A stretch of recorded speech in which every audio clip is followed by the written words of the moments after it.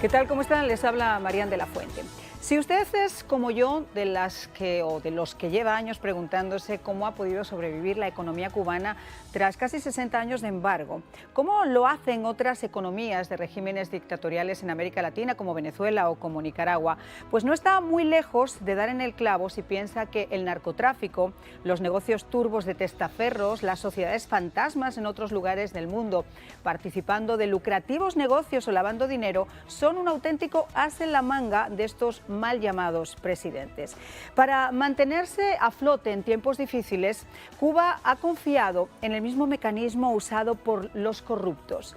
Empresas pantalla con abogados, contadores y directores falsos para moverse y ocultar dinero en un entramado que salió a la luz en el año 2016. Entre los llamados papeles de Panamá, hubo una filtración de nombres de corporaciones en paraísos fiscales que rompió el velo del secreto de las compañías pantalla.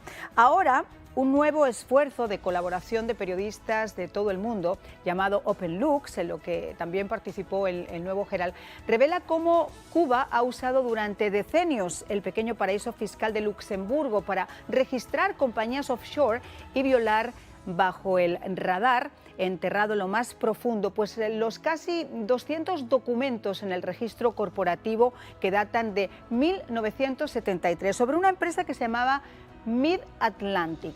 Y hay un propietario que tiene un apellido bien conectado, bien familiar para los cubanos.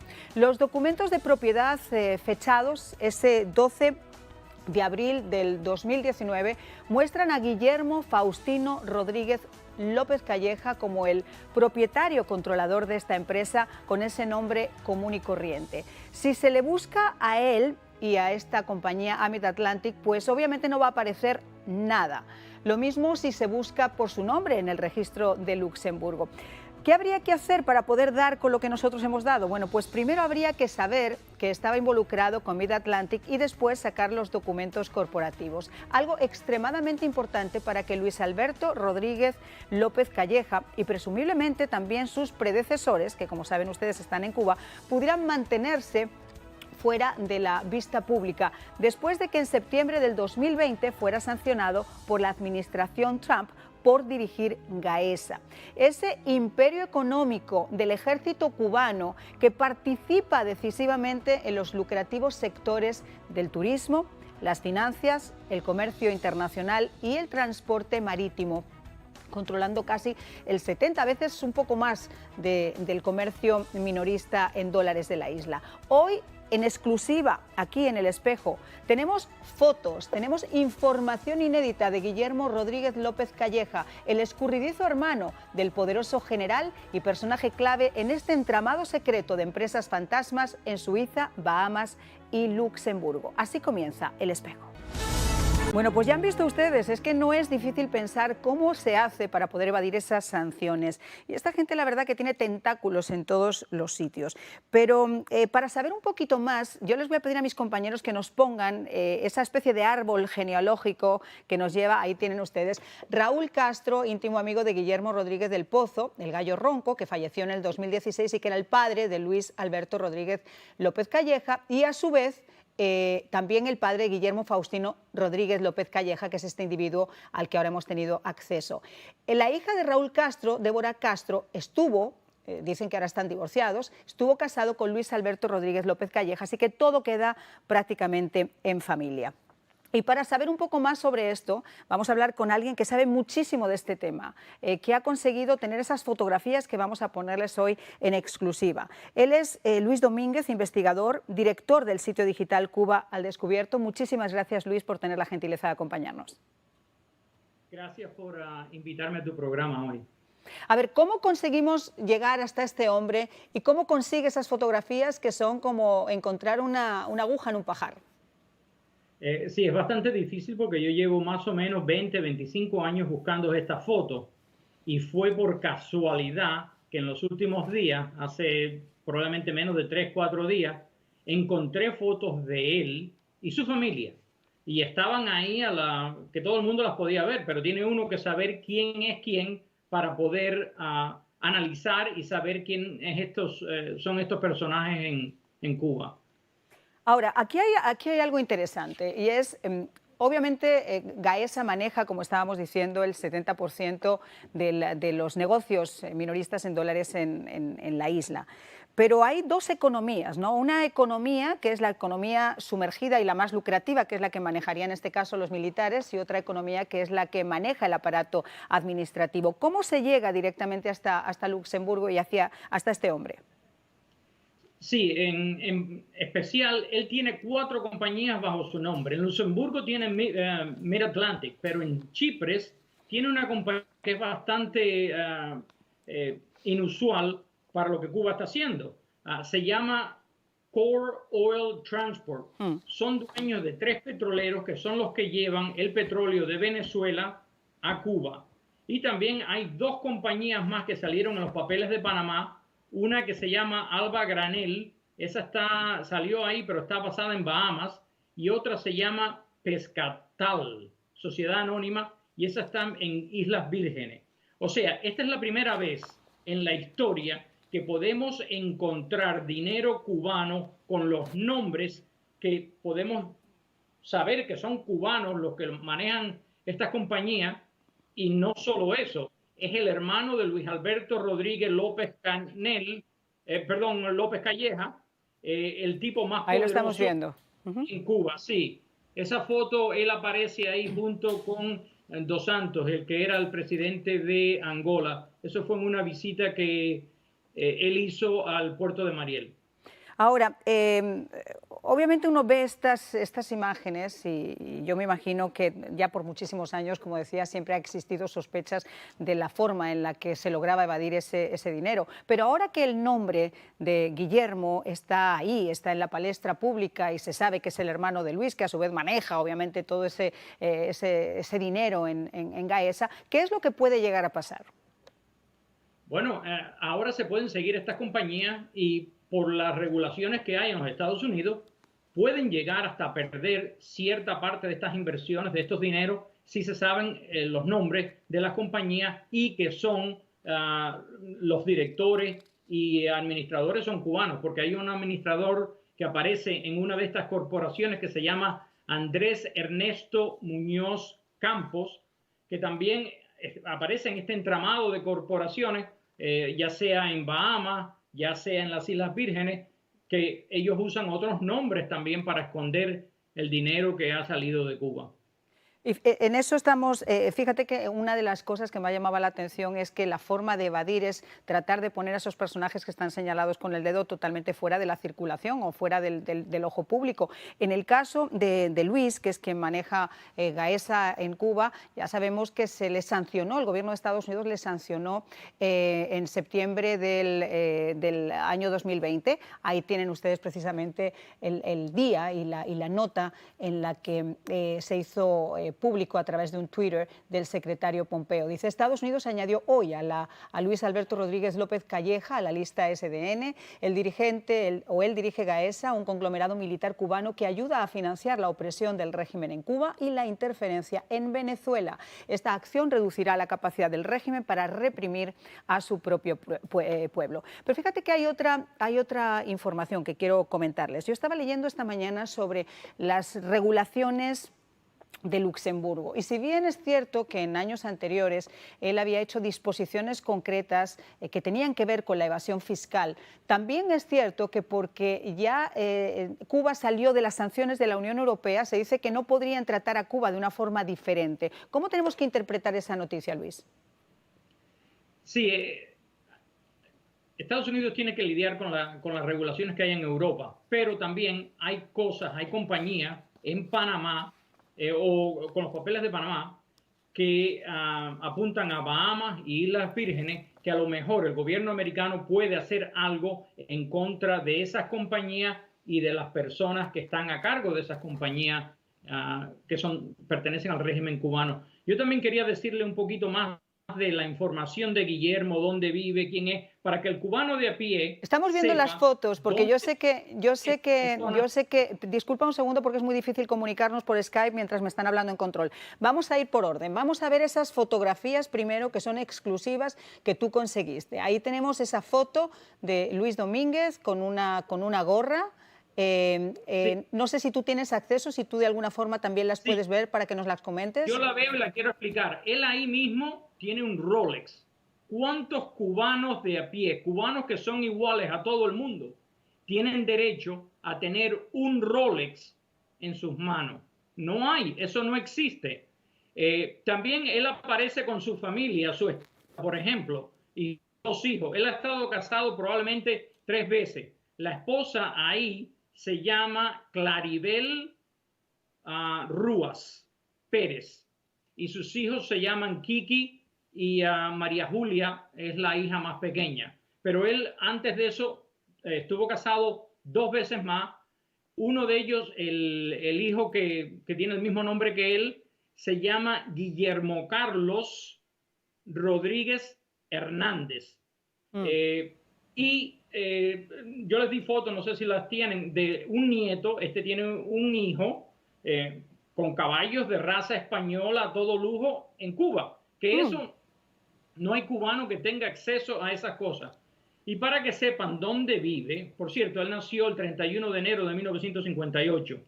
Él vive en el reparto Coli, a una casa del Hotel Coli. Esto es un barrio nada más que para personas escogidas por el gobierno, y la dirección de la casa es 4934, el número 3429. Ujú.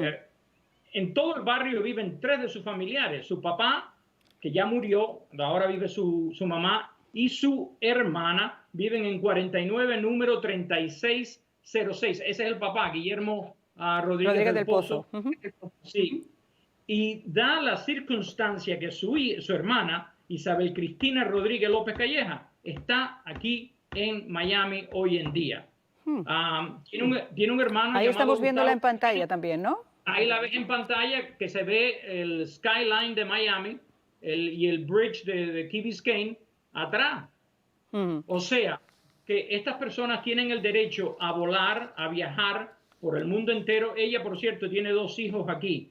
Tiene una hija que se llama Ana Cristina Sarol Rodríguez Ujú. y un hijo que se llama Juan Carlos Sarol Rodríguez, que viven aquí en la ciudad de Miami. Pues ahora vamos a seguir después de la pausa hablando sobre todo esto y viendo esas fotografías también en exclusiva. Ya regresamos aquí en El Espejo. Bueno, pues seguimos conversando con esta interesante exclusiva que nos ha proporcionado Luis Domínguez, investigador, director del sitio digital Cuba al Descubierto, con esas fotografías, como les decíamos, de Luis Rodríguez Calleja, que además, déjenme decirles, que han puesto al descubierto ese entramado de empresas fantasma en algunos paraísos como Luxemburgo, Suiza o también en Bahamas. Pero seguimos conversando con él e invitamos también a nuestro programa a Sergio Comas. Él es analista en temas cubanos. Muchísimas gracias a los dos por estar con nosotros, señor Comas, ahora que se une también a esta mesa. Yo estaba comentando antes que hay dos estados realmente en Cuba, ¿no? Uno que maneja los negocios y las transacciones en dólares y que es el que maneja el ejército, y otro que es el improductivo, que es el que maneja obviamente el aparato administrativo del Estado. ¿Hasta qué punto puede ser doloroso este descubrimiento que se acaba de hacer? Bueno, además de doloroso, es asombroso que, como tú dices, hay un estado paralelo que lo conforma el conglomerado Gaesa. Y lo interesante de estos nombres que están saliendo, que tienen una cercanía muy grande con la élite del poder, es que estas operaciones no se pueden realizar con personas que no son confiables. Solamente no porque se manejen capitales, sino por la forma en que se está operando. Por ejemplo, Cuba desde el mismo año 1962 hizo su primera empresa offshore. Se trataba de Caribbean Queen. Alguna gente con cierta edad recordará que esa era la exportación de langostas de Cuba. Esa fue la primera. Y después desembarcó aquí en 1977. Max Marambio, jefe de escolta del fallecido presidente chileno Salvador Allende, llegó con un nombre falso, Carlos Alfonso, y creó Habana Tour. Habana Tour es la semilla del envío de paquetería de Miami a Cuba y el origen de las primeras oficinas de charter.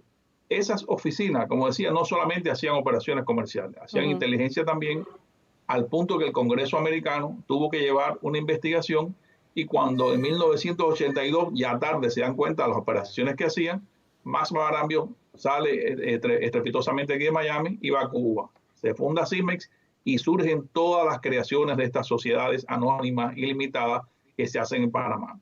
Ojo con esto. Ahora, porque la sí, dígame. administración Trump ha tratado de aumentar las sanciones a empresas como Gaesa que estaban vinculadas al ejército para evitar precisamente que se pudieran llegar a hacer transacciones aquí en los Estados Unidos. Sin embargo, ahora estamos en una nueva administración, la administración Biden, que de momento no se ha pronunciado, pero que parecería tener más la vía que tuvo Obama en el tema de Cuba. ¿Cómo podría llegar a afectar a las decisiones que se tomen con estas informaciones que acaban de salir a la luz? Afecta mucho, porque esto se está uniendo al conflicto que se está desarrollando entre Cuba y Colombia a razón de las conversaciones de paz, en la que Cuba se ha negado a devolver guerrilleros del Ejército de Liberación Exacto. Nacional que hicieron un sabotaje salvaje en Colombia, donde murieron 22 cadetes. Últimamente sembró el regalo envenenado de decir que iba a haber un atentado para que les perdonen y para, como tú dices, mejorar su imagen ante los Estados Unidos. Pero al parecer Biden ha designado un hombre que tiene mucha paciencia, tiene formación CIA, que es Blanken, y él está incluso reformulando el equipo de investigación de los llamados ataques sónicos en La Habana. Este tema es otra carga más negativa que va a tener Cuba, y como decía Domínguez, es una identificación que se puede utilizar para agregarla a la lista de entidades que están prohibidas comerciar con los Estados Unidos. Luis, ¿a dónde nos va a llevar esta investigación? Porque esto simplemente es como el que comienza a tirar un hilito así de la manta. No se sabe. Yo, por ejemplo, hace unos días no tenías esta foto. Esto cada día aumenta y puede ser que en Suiza, por ejemplo, se revelen otros nombres de otras personas, de otras corporaciones que tengan que ver con Cuba. Y cada día se le va a estrechar más el círculo que ellos tienen para poder esconder y lavar el dinero en el exterior. Es todo cuestión de tiempo. Claro, pero aquí todos nos hacemos una pregunta. Una cosa es la denuncia pública y el posible escarnio público, y otro las consecuencias reales que eso pueda llegar a acarrear al régimen. ¿Cuáles serían las consecuencias que esto puede traer desde ya hacia el régimen? Bueno, es pérdida de inversión, pérdida de dinero. Adelante, Luis. Pérdida de inversión, pérdida de dinero. La habilidad de esconder ese dinero que ellos siempre han tenido por los últimos 62 años, pueden perderlo en cuestión de días, de meses. O sea... Pero la pregunta es ¿cómo? Sergio, ¿cómo? Bueno, pues muy difícil. Es muy difícil. Claro. Incluso déjeme decirle que al constituir una sociedad anónima, la personalidad jurídica desliga toda responsabilidad del Estado cubano con estas sociedades. Por eso. El derecho societario y mercantil internacional, que lo usan todos los países, delimita mucho la responsabilidad. De hecho, en los tribunales americanos hay demandas por millones de dólares que no han podido ser cobradas porque el gobierno cubano esconde intereses detrás de estas entidades. Y eso es muy complejo. Incluso déjeme decirle que en el 2019, cuando sale la película Laundromat, que está protagonizada por Gary Oldman, Antonio Banderas y Meryl Streep, han sido demandados Netflix por ese bufete Fonseca con cantidad de dinero, porque ellos plantean de que están desvirtuando la naturaleza profesional de ese trabajo. Esos abogados lo que han hecho es utilizar mecanismos internacionales, paraísos fiscales, para multiplicar capitales, para realmente enmascararlo, porque lo permite el derecho comercial internacional, incluso el mercantil. De hecho, Cuba no tuviera petróleo si este señor, hermano de López Calleja, no abanderara barcos con Liberia, con Panamá y con Gabón, con otros países, y es como único pueden llevar ese petróleo, porque esos barcos no son confiscables, porque utilizan un sistema mercantil de abanderamiento de países extranjeros. Exacto. Y eso es lo que está ocurriendo. Claro, como dice Marian, es muy difícil. Claro, es que ese es el punto. O sea, pese a todo lo que se descubre, el chiste de todo esto es que desgraciadamente el derecho internacional acoge ciertas cosas que, por muy en contra que se esté de las técnicas que lleve el régimen cubano, puede llegar a acabar con ellas. Pero Luis, yo te escuchaba y te veía que estabas asintiendo con la cabeza. ¿Qué quieres comentar? No, exacto. Esto es súper difícil. Encontrar a estos propietarios, a estos nombres, a estas corporaciones, ha tomado 62 años. Eso ya te dice el nivel de dificultad que existe hasta ahora. Una foto de esta persona, cuando el Miami Herald hizo el reporte la semana pasada, esta foto no existía. Ahora, yo les quiero decir una cosa a los dos. Si estas disposiciones internacionales, por ejemplo, con el lavado de activos, en el caso de los bancos extranjeros, etcétera, tienen mecanismos especiales para luchar contra ese dinero que se pueda presumir que viene de fondos no tan claros. En el caso del dinero que viene de Cuba, no hace falta ser Séneca para darse cuenta que viene también de un régimen que está oprimiendo a su pueblo y que está de alguna forma sacándole partido. Mientras que la gente se muere de hambre allá, estos individuos de Gaesa sacan y tienen esos roles y viven como reyes. Entonces, ¿no hay una gran hipocresía internacional también a la hora de decidir qué se puede y qué no se puede hacer con esa clase de activos? Sergio. Sí, perfectamente la pregunta es interesante porque el mundo entero, Marian, utiliza estos mecanismos. De hecho, las leyes de inversión se piden en la ONU, se piden en las organizaciones internacionales, exacto, que se hagan legislaciones nacionales de transparencia, pero eso está al arbitrio del país. Cuba no tiene ningún mecanismo para evitar el lavado de dinero y tiene una legislación muy débil, muy permeable, y precisamente la tiene porque no se quiere acoger a la mejor práctica del comercio internacional. Pues, es muy difícil filtrar todo esto. De hecho, la Contraloría de la República que creó en el 2009 Raúl Castro no puede entrar a Gaesa a hacer ningún tipo de inventario ni ningún tipo de inspección. Imagínate. Pues te agradezco muchísimo, Sergio, que hayas estado con nosotros en El Espejo, y nosotros nos vamos a una pausa, pero regresamos con un poquito más en solo instantes.